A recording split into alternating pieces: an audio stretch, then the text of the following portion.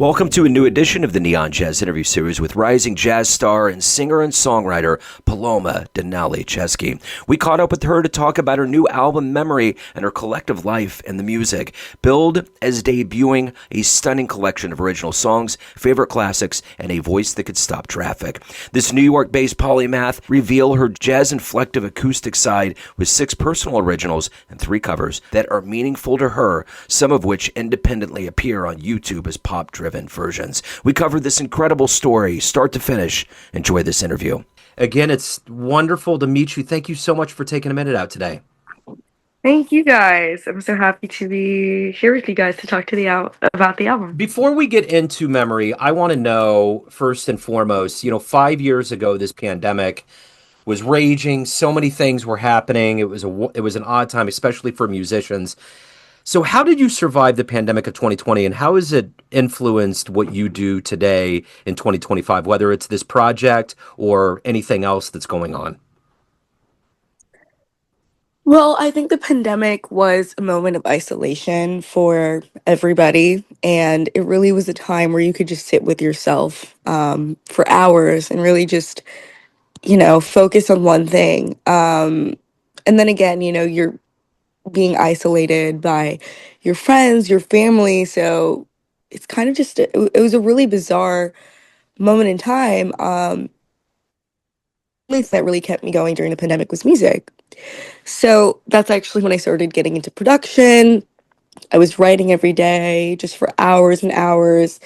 But then again, it was also the pandemic. So losing people around you due to the horrible, thing that was going on, it also reflected a lot in the songs itself. So talk to me a little bit about this album. How did you artistically go about putting this together? Um, so I am leaning into contemporary music right now, and I've always done jazz. I've always loved jazz. And in the fall, I did a show at Birdland Jazz Club, which is one of my favorite jazz clubs in New York. And yeah, and I did this set that I did at Birdland, and it was really interesting because it was my first time doing music that I wrote for like more like pop, like more contemporary, but I put it as in the jazz like format. Um, yeah, and people liked it so much that I decided to just like record something solid, like unprocessed, because I was reflecting with a lot of friends that nowadays, especially contemporary music, everything is so processed and, produced that I wanted to have something just raw that was just my voice, my writing. Um, yeah, and really reflect on that itself. So that's kind of what the album is. I just wanted something sustainable that people could listen to, that it would almost be like a live recording, but not quite, and just hear the raw sounds of the instruments, my voice, and something that's completely unprocessed. So today is the day that it's available. Do you pop champagne? How do you celebrate? What is release day like for you? Well, I mean, I have a couple rehearsals today for upcoming projects. But today, I mean, I'm just really excited to see how people reflect on that. Yeah, I haven't been able to, I don't know, last week I got into an accident, so I haven't been able to like go out as much, but I'm just really thrilled to see, people's reactions so far, how people have been responding, before the release, close friends and family, colleagues. And yeah, I'm just really thrilled that this project that I've been working on so long for is finally out, and to see people's reactions to that is just the most fulfilling thing. So you have been billed as a voice that could stop traffic. Who came up with that? How did that happen? Well, I believe it was like an interview or a review like 3, 4 years ago. And I'm not sure if it was like based off a show or a record I was doing. But yeah, there was a couple reviews. I think it was for an album, Soul on Soul, that I did that was recorded during the pandemic. Um, and yeah, I think people love like the again like kind of stripped down format, but also the fact that the album was like completely um, done with like virtual software because it was the pandemic, so we couldn't record anything. Um, and then, that was a review that was done. And I don't know, I think it's great. Like I love it. I love that people think that and have like been responding like that to my work. Um, yeah. Right on. So, how did this journey into the music begin for you? Take me back to your roots, where you were born and raised, and how music, and more specifically, kind of jazz as well. How did all this become your world? So growing up, I grew up with a multiple cultural background. My mother's Brazilian from like the Amazon region, Brazil. My father is American. So household was always filled with music, jazz, a lot of jazz influence. But when I was younger, I was really fond of, you know, vocalists and just hearing, people express themselves with their voice. Um, and, I kind of started music through improvising. I would listen to, like Ella Fitzgerald's Scat and, get really inspired through that from a really young age. Um, and then, as I grew older, I started learning piano and I would kind of start improvising on the piano with lyrics and, things would kind of just come out of me. So I would just, sit in the piano like for hours, like after school and, just like pour out a bunch of lyrics that would eventually develop into a song. Um, and then when I was younger, I was also heavily influenced by like classical music. I was doing a program with like the very young composers, New York Phil. So that had like a big part and impact in my writing as well. Um, and then I think it was about when I was, you know, when it was during the pandemic that I really got into, producing and taking my songs that I would improvise with from the piano and just really, writing them down and developing them into full projects, which is kind of what you hear today. So, what was the first live concert show that you saw that made you think, I would love to hop up there and do that one day? Hmm. The first live concert that I saw that kind of made me want to do music, I would say, was actually a concert at the Philharmonic. It was a concert for the public schools of New York, and I was about 6 years old, and I went to that concert with my class, and I saw that they had this program where it was like the young students could write music for the orchestra. And I remember telling my mom, I was like, one day I'm gonna do that, but I'm gonna sing on stage with the orchestra. And obviously, she's laughing, but a couple years later, that's kind of what happened. And I just remember feeling so inspired because, to see that big of an ensemble play someone else's writing. And that's kind of like when I started, learning piano, writing my own songs.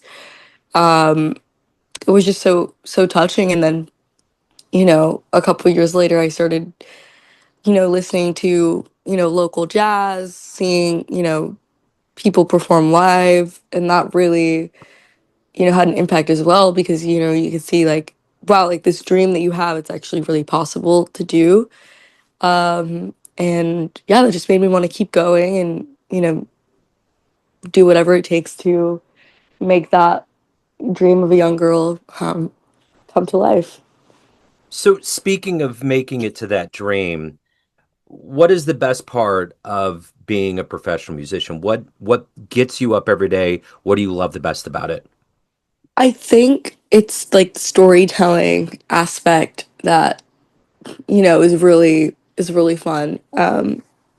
I love, I don't know, just like being free. I think music is the one thing that connects to everybody, and to be able to do that and, inspire other people, friends, people that watch the shows, that in itself like just makes me want to be the best every day. And also just I think like perfecting, before I write a song, I kind of have like, I kind of hear it in my head already, and I have this like vision of how it's supposed to be.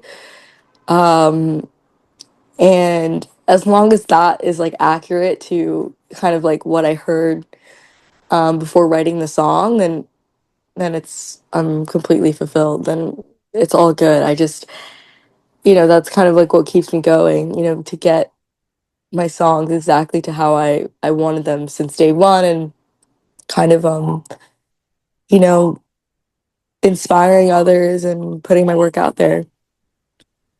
You know, New York is the place that any singer, any creative would love to be in. And when you finally hit that zenith and get there, there's these stages and these places that you want to perform at. What's the one place that you've had the chance to perform at that you almost had to pinch yourself? You couldn't believe it was happening. Hmm. I would say, I think the first time that I had that moment was Alice Tully Hall.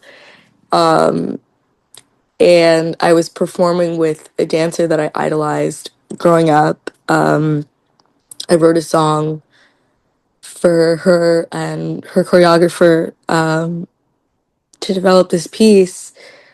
Um, but that the song's actually on the album. It's one of my favorite songs. It will continue to be one of my favorite songs till, um, I don't know, the rest of my life. It was Green, and I wrote the song kind of like with the perspective of,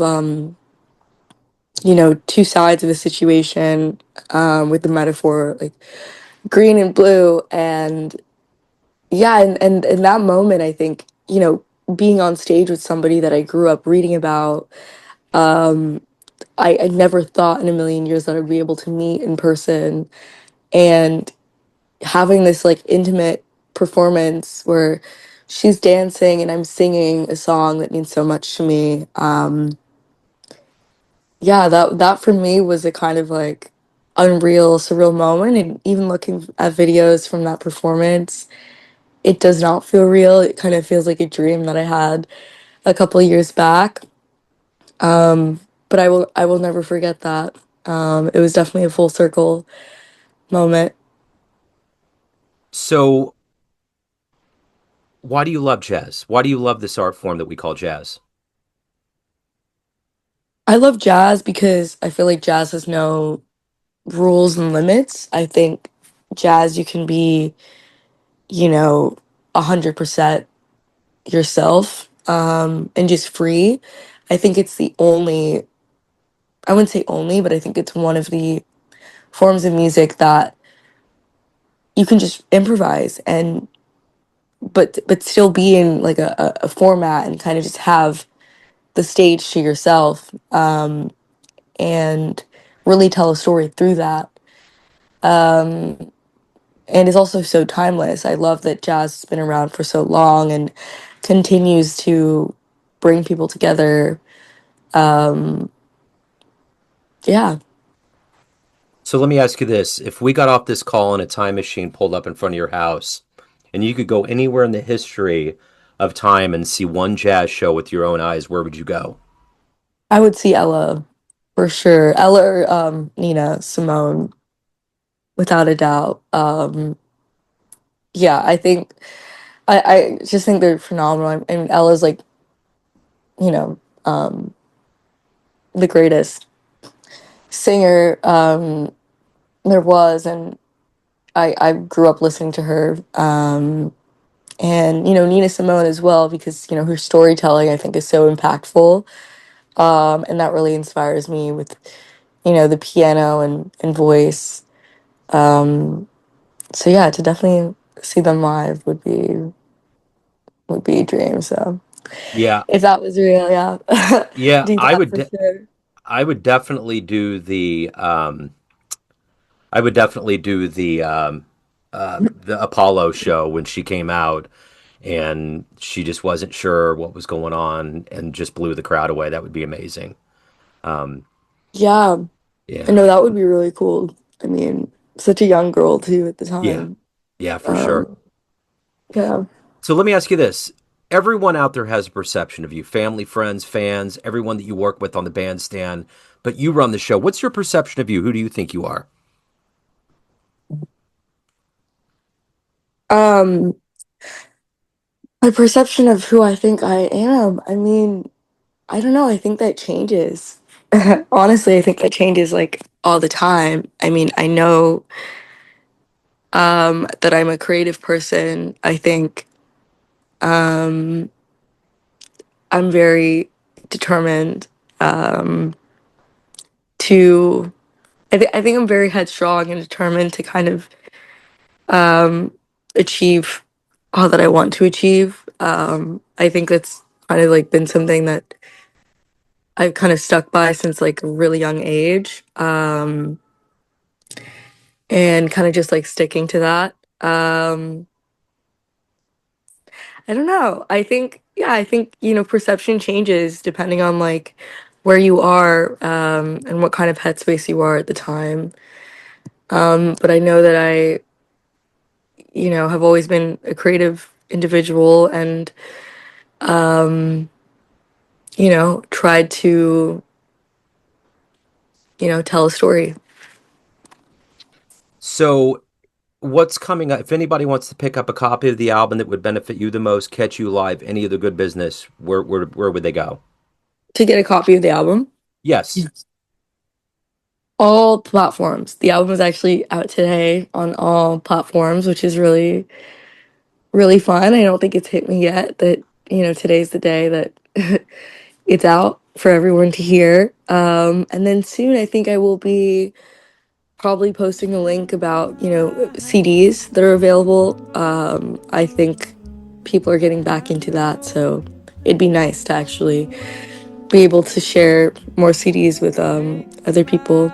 Um, but yeah, YouTube, Spotify, Apple Music, um, so on, Tidal, SoundCloud, under Paloma Dineli Chesky. That's where you can find the album Memory.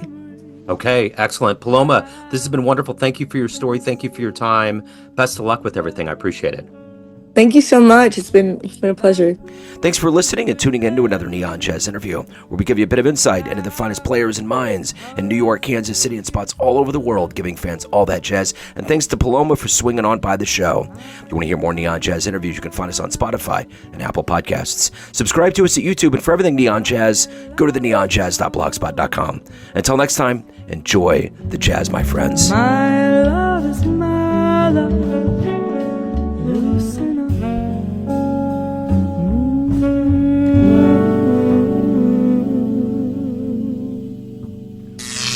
Neon Jazz.